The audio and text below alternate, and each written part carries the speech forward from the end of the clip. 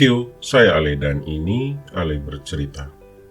Kali ini saya akan bercerita pengalaman saya menonton film Where the Crawdads Sing. Film ini disutradarai oleh Olivia Newman dan diadaptasi dari novel dengan judul yang sama yang ditulis oleh Delia Owens. Perlu diingat, ini adalah opini pribadi saya yang bersifat subjektif. Bisa saja Sio semua memiliki opini dan pengalaman menonton yang berbeda. Sebelum saya bercerita, ayo di-subscribe sebagai salah satu bentuk apresiasi bagi kreator dari konten ini.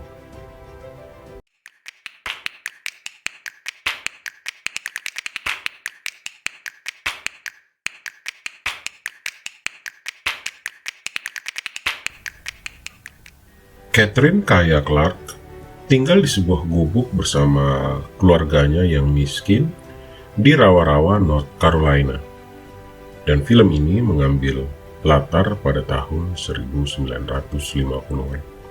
Ayah dari Kaya adalah seorang pemabuk dan penjudi, serta sangat ringan tangan. Dan hal ini menyebabkan ibu dan kakak-kakak dari Kaya satu persatu melarikan diri dari rumah, meninggalkan Kaya sendirian bersama dengan ayahnya, sang pemabuk itu. Sampai pada suatu hari, sang ayah sialan itu juga meninggalkan dirinya. Dan pada saat itu, Kaya baru berusia 7 tahun. Mau tidak mau, Kaya harus berjuang untuk bertahan hidup. Caranya adalah dengan berjualan kerang di sebuah toko lokal di Barclay Cove. Dan oleh warga kota itu, Kaya disebut sebagai Mars Girl atau gadis rawa. Kaya hanya memiliki seorang teman bernama Tate Walker. Tate ini sebenarnya adalah teman dari kakaknya Kaya yang bernama Jody. Tate ini sangat baik pada Kaya. Dia mengajari Kaya untuk membaca, menulis, dan berhitung karena Kaya tidak bersekolah. Tate dan Kaya juga berbagi minat pada alam. Dan ketika usia mereka beranjak dewasa, mereka memulai hubungan romantis. Tetapi hubungan itu kandas ketika Tate harus berangkat kuliah dan melanggar janjinya untuk pulang dan bertemu dengan Kaya pada tanggal 4 Juli. Pada sekitar tahun 1968, Kaya mulai berhubungan dengan seorang cowok populer di kota itu yang bernama Chase Andrews. Chase berjanji ia akan menikahi Kaya. Dan pada suatu saat, Chase sempat memberikan Kaya sebuah cangkang kecil yang oleh Kaya, cangkang itu dipakai sebagai bahan untuk membuat kalung. Dan kalung itu diberikan kembali kepada Chase sebagai tanda kasih sayang. Pada suatu ketika, Tate kembali ke Barclay Cove. Ia datang meminta maaf dan ingin menghidupkan kembali hubungannya dengan Kaya. Tetapi Kaya sudah tidak yakin untuk bisa kembali bersama dengan Tate. Pada akhirnya, Kaya mengakhiri kisah cintanya dengan Chase ketika dia mengetahui bahwa Chase ternyata sudah bertunangan dengan gadis lain. Kaya ini dia memiliki kemampuan dan skill untuk menggambar. Gambarnya bagus dan akhirnya dia mendapatkan penerbit yang mau untuk mempublikasikan gambar dan tulisannya dalam bentuk buku. Kebahagiaan Kaya itu juga bertambah ketika Jody, kakak lelakinya, muncul kembali karena secara tidak sengaja menemukan dan membaca buku yang diterbitkan oleh Kaya. Dari kakak lelakinya itu, Kaya mendapatkan kabar bahwa ibu mereka telah meninggal. Chase, yang telah diputuskan oleh Kaya karena telah bertunangan, muncul kembali dan mulai menjadi pengganggu dalam kehidupan Kaya.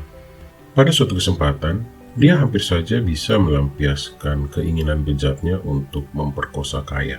Tetapi dengan gigih Kaya melawan dan berhasil melawan upaya dari Chase tersebut.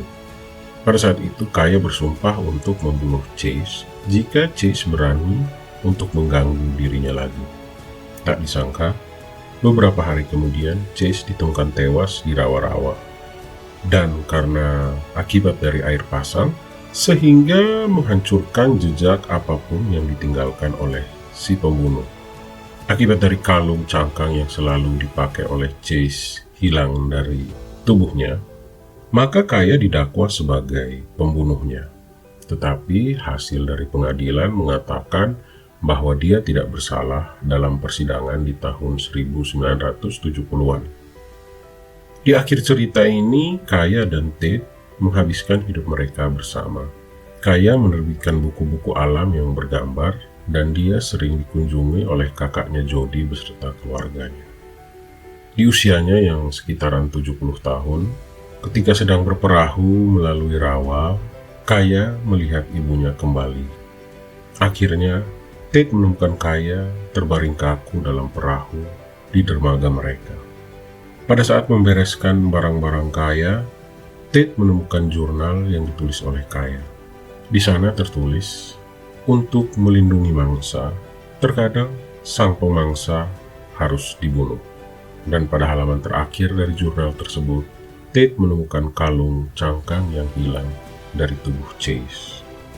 Saya menyukai akting dari Kaya, baik itu Kaya dewasa yang diperankan oleh Daisy Edgar Jones, maupun Kaya kecil yang diperankan oleh Jojo Regina. Akting mereka berdua benar-benar memberikan warna dalam film ini, karena selain itu pemeran-pemeran yang lain tidak memberikan sesuatu yang spesial. Pemilihan lokasinya juga menarik di rawa-rawa. Gambar yang dihasilkan pun cukup memanjakan mata, tetapi tidak memberikan kesan yang mendalam. Penceritaan yang diarahkan oleh sang sutradara pada awalnya sangat menarik. Ia berhasil menggambarkan kesusahan hidup dari Kaya kecil dalam keluarga yang tidak harmonis, dan bagaimana Kaya berusaha untuk bisa bertahan hidup seorang diri ketika semua orang yang dikenalnya pergi dan meninggalkan dirinya.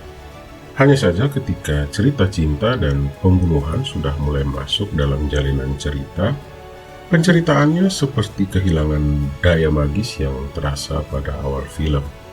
Ceritanya terkesan dipercepat untuk segera memberikan happy ending kepada pemeran utama.